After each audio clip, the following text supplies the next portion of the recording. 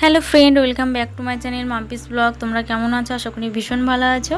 সকালটা বৃষ্টি ভেজা দিয়ে শুরু করলাম।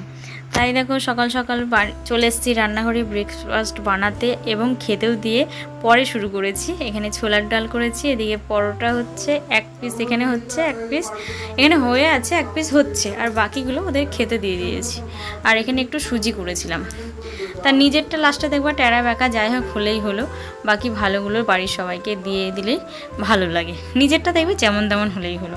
আমার যেমন লাস্টেরটা যেমন তেমন করে মানে আর ধৈর্য থাকে না। তিনজনের রান্না করি তাই লাস্ট পর্যন্ত আর নিজের জন্য ধৈর্য থাকে না। তাই যাই হোক, এই যে খাওয়া দাওয়া সেরে নিয়ে আবার দুপুরে রান্নার জন্য ফ্রিজ থেকে পনিরটা বার করছি। যেহেতু আজকে শনিবার, আমরা শনিবারে নিরামিষ খাই। তাই আগের দিন রাত্রে আমি বাজারে গেছিলাম, ওখান থেকে পনির কিনে নিয়ে এসে ফ্রিজে রেখে দিয়েছিলাম। তা সেটা বের করে নিয়ে আসলাম। এটাকে এখন সুন্দরভাবে পরিপাটি করে রান্নার জন্য প্রস্তুতি তৈরি করে নিতে হবে। কিছু করার নেই। এদিকে টুকরো টুকরো হয়ে পড়ে গেল কিছুটা। এখানে আছে 350 গ্রাম পনির, আমাদের তিনজনের জন্য ভালোভাবে হয়ে যাবে। একটা ক্যাপসিকাম, টমেটো আর পনির রেডি করে আমি নিয়ে চলে এসেছি। এখন এগুলোকে পিস পিস করে কেটে নেব। পনির কাটতে কার কার ভালো লাগে অবশ্যই কমেন্ট করবে। তোমরা কেউ কেউ কমেন্ট করো, ভালো ভালো কমেন্ট করো, কেউ কেউ করো না, খালি ব্লগ দেখে চলে যাও, লাইকও করো না, কমেন্টও করো না। আবার যারা আমাকে অল্প অল্প ভালোবাসে তারা করে। তা আমার ফ্যামিলির সংখ্যা খুব কম, কি আর বলবো বলো, এই 1460-65 মতো হবে। তা এই 1060-65 ফ্যামিলি মেম্বার আমার, তাদের ভালোবাসায় আমি এগিয়ে যাচ্ছি। জানি না কতদূর গিয়ে পৌঁছাবো, তা তোমাদের সাপোর্ট ভালোবাসা থাকলে অবশ্যই পৌঁছে যাব আমার মানে লক্ষ্যে আর কি। দেখো আমরা সাধারণ গৃহবধূ আর কি, সেরকম বাইরে বেরিয়ে কোনো রোজগার করি না। এই যে যারা ব্লগ চ্যানেল আছে, ব্লগে কাজ করো, তারা জানো একটা ব্লগ তৈরি করতে গেলে কতটা পরিশ্রম করতে হয়। আর আজকে আমার ক্যামেরা ধরে দিচ্ছে আমার মেয়ে। ওকে বললাম মামা আমার ক্যামেরাটা একটু ধরে দাও, ও ধরে দিয়েছে। আমার মেয়ে খুব সুন্দর কথা শোনে, মানে কথার অবাধ্য হয় না, আর আমার সাথে খুব ভালো চলে ওর আর কি। আর ও আমাকে খুব সাপোর্ট করে, বলে মা তুমি করো না। তাই কি হয়েছে, এখনও তুমি কিছু মানে সেইভাবে দাঁড়াতে পারোনি, একদিন ঠিক পারবে, দেখবে তোমাকে একদিন সবাই ভালোবাসবে। তা জানি না, ছোট্ট বাচ্চার মুখে এই কথাটা শুনে আমি আরও যেন কাজ করার প্রতি একটা অদ্ভুত শক্তি পাই। আমার কাছের মানুষ যারা যারা বোঝে আর কি, এই ইউটিউব স্টুডিও বা সোশ্যাল মিডিয়ায় কাজ করা যে খুব একটা খারাপ আমি বলবো না, খারাপ নয়, ভালো। হ্যাঁ, ভালোভাবে কাজ করলে ভালো, খারাপভাবে কাজ করলে খারাপ, কিন্তু সবাই সেটা বোঝে না, নাকি না বোঝার চেষ্টা করে জানি না। তাই সেইভাবে সেই কীরকম পাশে কেউই দাঁড়ায় না, বা উপহাস করে কথা বলে। আগেই বলে কী রে, ওই যে কী সব ভিডিও করিস না, পয়সা পাস? আরে পয়সাটাই আগে ওরা দেখে। তুমি নিজেকে যত পরিশ্রম করবে, নিজেকে সেইভাবে দাঁড় করাবে, তবেই তো তুমি পয়সা পাবে। পয়সায় কি অতই সস্তা বলো যে উড়ে বেড়াচ্ছে তুমি ধরে নেবে? আর সোশ্যাল মিডিয়ায় আমি এতদিন কাজ করে এটা বুঝে গেছি, ভাগ্য তোমার অনেকটা সাথ না দিলে তুমি হয়তো দাঁড়াতে পারবে না।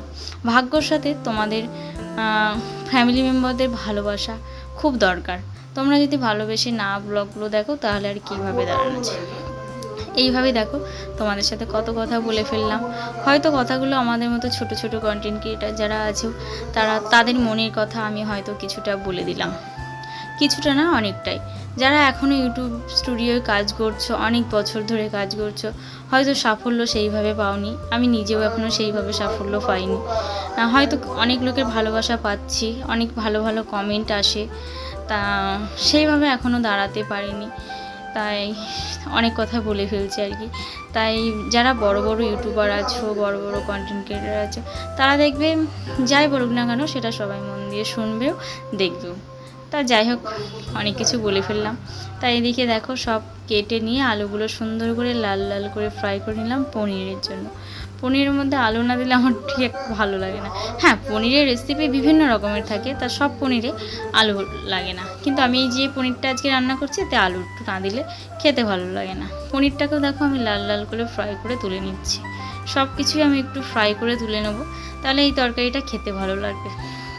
এটা আমি একদম হালকা লাইটভাবেই রান্না করব, ওই জন্য আর কি সবগুলো ফ্রাই করে নিলে। আর পনিরটা ফ্রাই করে নিলে আমার মেয়ে ভালো খায়, কাঁচা পনিরটা দিলে না ও খেতে চায় না। এই যে বাটার পনির বলো, মশলা পনির বলো, ভাপা পনির বলো, এগুলো তো ফ্রাই করা হয় না, ওই পনিরগুলো আমার মেয়ে খেতে চায় না। এইভাবে পনিরটা রান্না করলে মেয়ে খেয়ে নেয় সুন্দরভাবে। আর দেখো ক্যাপসিকামটাকেও ভালোভাবে ভেজে নেব, ভেজে নিয়ে তুলে নিচ্ছি আর কি। আর পনিরটা ভাজলে দেখবে আমার বাচ্চা ভালো খায়, আর বাচ্চা যেটা ভালো খায় আমি সেইভাবেই তৈরি করার চেষ্টা করে থাকি। এমনি তো খেতে চায় না, যদি যেটা ভালো খায় সেটা যদি সেই মতো রান্না করে যদি 2 পিস খাই আমার অনেকটা তৃপ্তি লাগে। নাচটা নিজেরা খেয়ে নেবো আর বাচ্চা খাবে না, সেটা ভালো লাগে না। তাই দিকে ভাত বসিয়ে দিয়েছি, দেখো ভাত হয়ে গেছে। ভাতের মধ্যে আমি একটা জিনিস দিয়েছি, দেখবে তোমরা, চলো তোমাদের সাথে দেখাই। দেখে বুঝতে পারছো যে এক টুকরো কেটে চামচের সাথে উঠে গেছে, খুঁজে এই যে পেয়েছি। এখন দেখবে নতুন নতুন ওল উঠেছে, যেটা দেশি ওলটা আমি ভয়ে কিনি না, গলা চুলকাবে বলে, যেটা হাইব্রিড সেটা। এদিকে পনিরের সব কিছু ফ্রাই করে নিয়ে আমি কড়াইয়ে তেল, শুকনো লঙ্কা, তেজপাতা, জিরে ফোড়ন দিয়ে, টমেটো দিয়ে একটু নেড়ে চেড়ে নিয়ে আদা জিরে বাটা দিয়ে ভালো করে কষিয়ে নেব। তরকারি যত ভালোভাবে কষিয়ে তেল ছাড়িয়ে নেবে সেদিন তরকারিটা যেন ভালোভাবে টেস্ট হয়, মানে খেতে ভালো লাগে। এদিকে হলুদ গুঁড়ো, লঙ্কা গুঁড়ো আর স্বাদ অনুযায়ী লবণ দিয়ে আমি পুরো মশলাটাকে আস্তে আঁচে ভালোভাবে কষিয়ে নেব। অনেকে বলে অল্প তেলে রান্না করলে স্বাস্থ্য ভালো থাকে, অবশ্যই ভালো থাকে, কিন্তু এত কম তেল দিলেও রান্নার টেস্টটা খুব একটা ভালো আসে না আমার মনে হয়। আর বিশেষ করে এই পনির টনির রান্না করতে গেলে একটু তেল ছাড়বে তো মশলা দিয়ে, সেই তরকারিটা যেন আমার টেস্ট লাগে। আর তেল না দিলে তেলটা ছাড়বে কোথার থেকে বলো? তা এই যে সব মশলা কষিয়ে আলু, পনির, ক্যাপসিকাম ফ্রাই করে তুলে রেখেছিলাম, সেটাকে দিয়েও আমি মিনিট 5 কষিয়ে জল ঢেলে দেবো। পনিরের মধ্যে আর সেরকম কিছু দেওয়ার নেই, প্রায়ই সব কিছু দেওয়া হয়ে গেছে। এবার কষিয়ে নেওয়ার পর জল ঢেলে দেওয়ার পালা।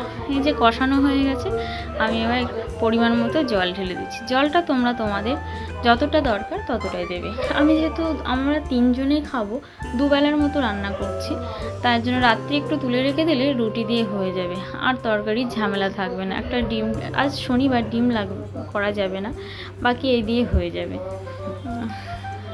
এই যে দেখো লাস্টে পনির মশলা ছিটিয়ে নামিয়ে নিয়েছি।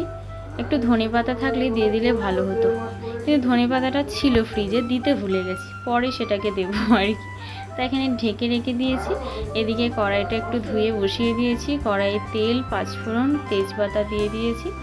এদিকে চাল কুমড়ো কেটে ধুয়ে লঙ্কা চিড়ে লবণ হলুদ দিয়ে তেলের মধ্যে দিয়ে দিলাম। চাল কুমড়োটা হচ্ছে আমাদের বাড়ির গাছের চাল কুমড়ো। বাতকুল্লার বাড়িতে সুন্দর একটা রাস্তার উপরে গাছ হয়েছিল, ওখানে 2টো চাল কুমড়ো হয়েছিল। একটা আমার শাশুড়ি মা রেখেছেন, একটা আমি নিয়ে এসেছিলাম। সেটাই অর্ধেক একদিন ডাল করে খেয়েছি, যে মানে ডালের মধ্যে ফেলে মোটা মোটা করে কেটে খেয়েছি, আর আজকে ছোট ছোট করে কেটে ঘন্ট করতে দিয়েছি। ওদিকে রান্না বসিয়ে দিয়ে আমি বাসনগুলো ধুতে শুরু করে দিয়েছি। ওদিকে রান্না হতে থাকবে, আমি বাসনগুলো ধুয়ে নিলে একই সময়ে 2টো কাজ হয়ে যাবে, তাহলে অনেকটা টাইমটা সেভ হয় আমার মনে হয়।